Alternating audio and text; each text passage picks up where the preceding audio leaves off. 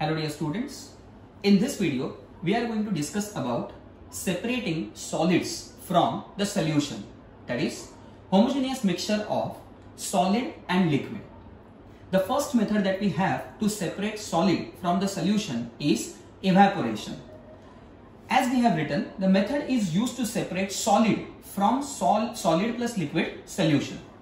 For example, if I have salt and water solution and from that solution I have to separate salt, then I will be using method evaporation. The principle of this method is that when we heat up the mixture to certain temperature which helps solvent particles to boil off from the solution, they will leave behind the solid particles and we can collect them separately.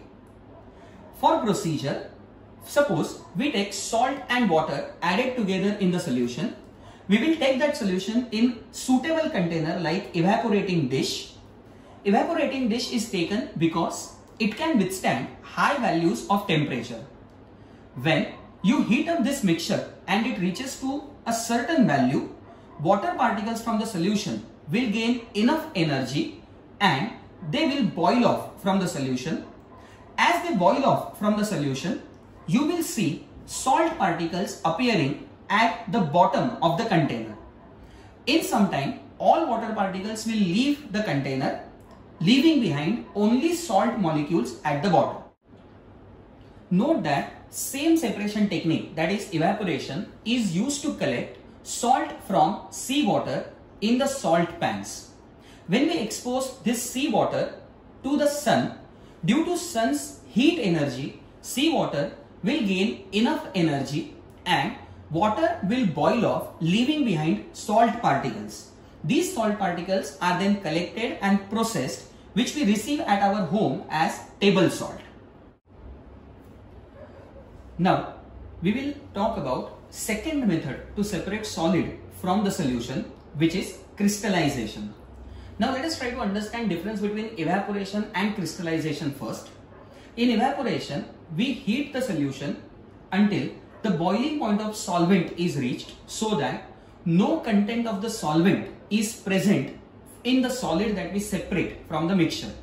Whereas when we talk about crystals, I have written an example over here. It is CuSO4.5H2O, where this .5H2O is called as water of crystallization.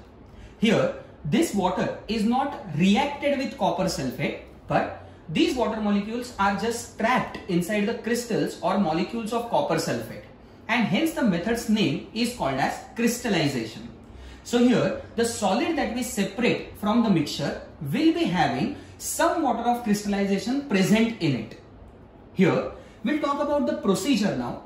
Suppose we are having a solution of copper sulfate, which is a saturated solution, that is, it contains maximum amount of copper sulfate that the solvent can accommodate. You will see a blue colored solution of copper sulfate, a dark blue colored solution. The first step that we have to do is we have to heat the given solution until crystallization point is reached.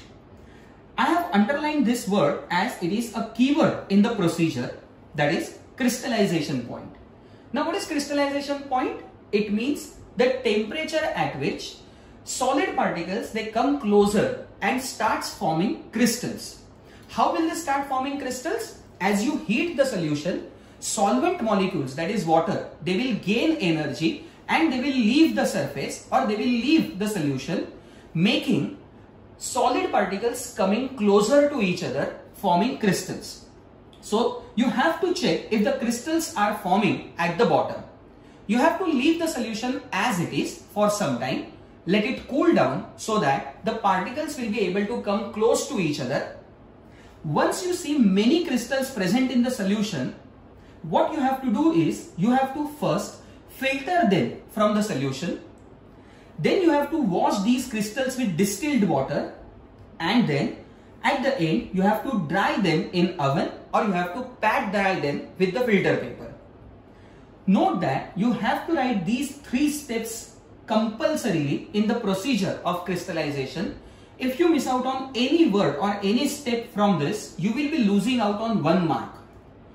So here we have discussed about two procedures to separate solids from the solution, that is evaporation, wherein we reach to a dry solid from the solution, and second, crystallization, wherein we reach to crystals containing some water of crystallization and then they are dried to their purest form.